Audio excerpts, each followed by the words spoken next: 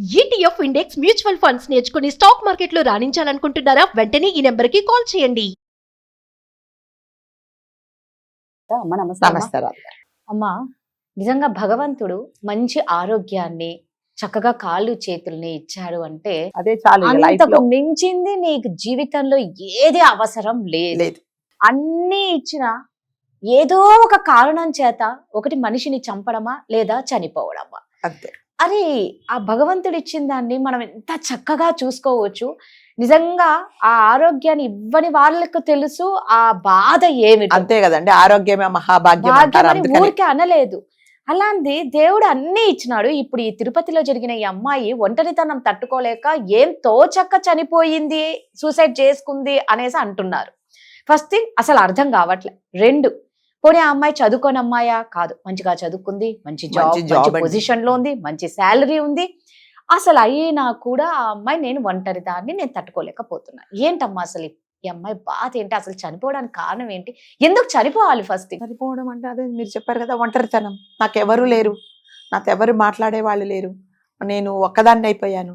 నాకు చుట్టుపక్కల అందరూ ప్రతి ఒక్కరు రాధగారు ఒక భ్రమలా ఉంటారు. ఏమిటంటే ఇప్పుడు మిమ్మల్ని చూస్తారు రాధగారు ఎంత హాయిగా రోజు మేకప్ వేసుకుంటుంది, స్టూడియోకి వస్తుంది, తర్వాత చక్కగా ప్రోగ్రామ్, ఎంత మంచి లైఫ్ కదా, ఎంత హ్యాపీగా ఉన్నారని. సో ఎవరికైనా కూడా వాళ్ళ జీవితాల్లో తొంగి చూస్తే గానీ, కరెక్ట్. మీరైనా ఇప్పుడు నన్ను కూడా మేడం వస్తారు చక్కగా ప్రోగ్రామ్ అంతే. చేసుకుంటారు. సో ఎవరికి ఉండే సమస్యలు వాళ్ళకు ఉంటాయి. ఎవరి జీవితంలో కూడా ఫుల్ఫిల్ గా నేను సంతోషంగా ఉన్నాను అనే వాళ్ళు చాలా వేళ్ల మీద లెక్క పెట్టుకోవచ్చు. ఎవరికైనా ప్రాబ్లమ్స్ ఉంటాయి రాదుగా. అవును. నేను ఒంటరి వాడిని అయిపోయాను అని అంటే ఈ ప్రపంచంలోకి మనం వచ్చిందే ఒంటరిగా. అంతే. మనకు ఈ ఫ్రెండ్షిప్, ఈ తల్లి తండ్రి ఈ బంధాలన్నీ ఏమిటంటే ఇది తాత్కాలికం మాత్రమే. ఒక్కరమే వచ్చాం, ఒక్కరమే పోతాం. అలా అని మనం అదే లాజిక్ మీద బతకలేం. నిజంగా మనం ఈ భగవంతుడు ఈ ప్రపంచంలోకి వచ్చిన తర్వాత అందరితో పాటు కలిసి ఉండి, నీకు నేనున్నాను, నాకు మీరున్నారు, మనమందరము కలిసి ఉన్నామంటే నిజంగా హ్యాపీనెస్ లేదు. కొందరు జీవితాలలో మరి దురదృష్టవశాత్తు ఏమవుతుందంటే ఎవరు ఉంటారు, ఏకాకులు అయిపోతారు, ఏం చేయాలో తోచదు. సో కొంతమంది అన్ని డబ్బులున్నా అన్ని ఉన్నా కూడా నేను ఒంటరి వాడిని అని చెప్పేసి ఫీల్ అయిపోయి అదే మనోవ్యాధి పెట్టుకొని మీరు అన్నట్టుగా లేని రోగం తెచ్చుకొని వాళ్ళ జీవితాలను అంతం చేసుకుంటారు. సో ఒంటరితనం అనేది నిజంగానే ఒక రకంగా బాధాకరమేనండి. కానీ ఏంటంటే రాధగారు, కొన్ని జీవితంలో కొన్ని పరిస్థితులు తప్పవు. ఇంక ఇది నేను ఫేస్ చేయాలన్నప్పుడు you have to face it. అంతే, ఇంక మనం తప్పదు. ఇప్పుడు అన్ని దారులు మూసుకుపోయేదండి, ఒకటే దారి, అదంతా ముళ్ళ దారి. కానీ నువ్వు అదే దారిలోనే వెళ్లాల్సింది. అన్ని దారులు లేవు. అదే దారిలో ముళ్ళు పక్కకు జరుపుకుంటూ ఒక కాలు జాగ్రత్తగా పెట్టుకుంటూ నువ్వు వెళ్ళిపోవాలి. ఇప్పుడు ఈ అమ్మాయి ఈ విషయంలో జరిగింది కూడా అంతే. చూడడానికి చాలా చక్కగా ఉందండి అమ్మాయి, చాలా యంగ్స్టర్ కూడా. తను ఇంకొకటి ఏంటంటే గవర్నమెంట్ జాబ్ ఇరిగేషన్ డిపార్ట్మెంట్ లో అసిస్టెంట్ ఇంజనీర్ గా పనిచేస్తున్నారు ఆవిడ. తర్వాత దురదృష్టవశాత్తు ఆమెకు చిన్నప్పుడే తల్లి చనిపోయింది. తండ్రి కూడా ఈ మధ్య అనారోగ్య కారణాల వల్ల చనిపోయారు. సరే తల్లి లేదు తండ్రి లేదు అనుకున్నప్పుడు సరే ఎవరో ఒక అబ్బాయి పరిచయం అయ్యాడు. సరే అతనితో పాటు జీవితాంతం ఉందామంటే అతను కూడా కొన్ని రోజులు పాటు ఉండేసి మరి ఏ కారణాల వల్ల మన ఇద్దరం కలిసి ఉండడం కుదరదు అని చెప్పేసి అతను ఆమె జీవితంలో నుంచి వెళ్ళిపోయాడు. సో ఎటు చూసినా శూన్యం కనిపించింది ఆమె.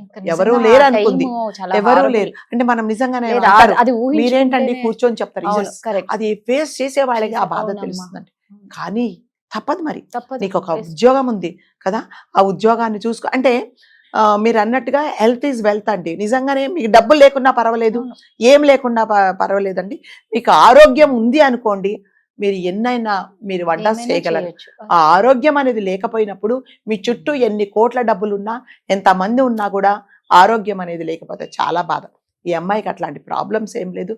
భగవంతుడి దయ వల్ల మంచి ఉద్యోగం ఉంది. కానీ తను ఆ ఫేస్ చేయలేకపోయింది. నన్ను అందరూ, నా తల్లి లేదు, తండ్రి లేదు, ప్లస్ నాకు ఏంటంటే పోనీ ఒక అతను నా జీవితంలోకి వచ్చాడు, అతనితో పాటు నేను జీవితాంతం ఉందామంటే అతను కూడా వద్దన్నాడు. సో ప్రపంచం అంతా ఆమెకు శూన్యం అయిపోయింది. ఇక నేను ఉండదలుచుకోలేదు, నేను ఉండనని పాపం వాళ్ళ ఆఫీసులో పనిచేసే అమ్మాయితో చెప్పినప్పుడు నిజంగా ఫ్రెండ్ అంటే నిజంగా అమ్మాయే ఫ్రెండ్ అండి. తను అనింది అలా కాదు, నువ్వు మేమందరం నీకున్నామని, మేము సపోర్ట్ చేస్తామని చెప్పేసి ఒకసారి నిజంగా సూసైడ్, తను నిద్ర మాత్రలు మింగడానికి ట్రై చేసినప్పుడు ఈ అమ్మాయి ఆపేసి నువ్వు ఒంటరిగా ఉండొద్దని తన ఇంట్లోకి తీసుకెళ్ళి పెట్టుకుంది వాళ్ళ ఫ్రెండ్. సో పెట్టుకుంది, చాలా ఆ, బాగానే ఉన్నది. సరే అంటే అస్తమానం అంటి పెట్టుకొని ఉండలేం కదండి ఏ Yes, మనిషిని కూడా. అవును. 24 hours మనము ఇలా అవును. డేగా కన్నులేసి చూడలేం. ఒకసారి కాకపోతే ఒకసారి అయినా అమ్మాయి ఏమనుకుందంటే వైఫ్ అండ్ హస్బెండ్ ఏదో పని ఉందని చెప్పేసి వెళ్ళారు. ఆ క్షణంలో ఈ అమ్మాయి ఉరేసుకొని చనిపోయిందండి. ఒకసారి ఆ మైండ్లోకి వచ్చిన తర్వాత రాధగారు అది అంత తొందరగా పోదు. పోదు. సూసైడ్ చేసుకోవాలి అనుకున్నప్పుడు వాళ్ళు ఏంటంటే అవకాశం కోసం చూస్తారు Correct. అంతే. అలాంటి వాళ్ళని నిజంగా సైకాలజిస్ట్ దగ్గర తీసుకెళ్ళాలి, లేకపోతే కౌన్సిలింగ్ తీసుకెళ్ళాలి. లేకపోతే అంటి పెట్టుకొని ఉండకపోయినా ఎవరినో ఒకరిని ఉంచాలండి. చాలా మటుకు ఈ సూసైడ్ చేసుకుంటే వాళ్ళందరూ అవకాశం కోసం చూస్తారు. కరెక్ట్ అమ్మా. చూడండి నేను అలా నిజం. నిండు ప్రాణాలు బలి తీసుకుంది. ఎవరూ లేరు ఆమెకి. ఇంకా అంటే ఎవరూ లేరు అనుకున్నది కానీ నా జీవితంలోంచి ముగ్గురే వెళ్ళిపోయారు. ఇంతమంది నా చుట్టూ ఉన్నారు, నా ఫ్రెండ్స్ ఉన్నారు, నా మంచి colleagues ఉన్నారు, ఉద్యోగం ఉంది. నాకు మంచి ఉద్యోగం ఉందని అనుకోలేదంట ఆమె. అవును. సో అలాంటప్పుడు ఆమెకు ధైర్యం చెప్పడానికి వాళ్ళ ఫ్రెండ్ నిజంగానే చాలా సపోర్ట్ చేసింది. అన్ఫార్చునేట్ గా తను అలా చనిపోవడం మాత్రం చాలా బాధాకరము. సో ఈ ప్రపంచంలో అందరము ఒంటరి వాళ్ళమే రాధ గారు. మనం ఎప్పుడు ప్రిపేర్ అయి ఉండాలి. ఈ చుట్టుపక్కల ఉండే వాళ్ళందరూ నాతో ఎప్పుడు ఉండరు, నేను ఒక్కదాన్నే ఉండాలి అనేది నిజంగా మనం కూడా మెంటల్ గా ప్రిపేర్ అయి ఉండాలి. లేకపోతే మాత్రం ఇలాంటి నిర్ణయాలు తీసుకుంటారు. నిజంగా ఆమె చనిపోవడం మాత్రం చాలా బాధాకరము. బాధమ్మా.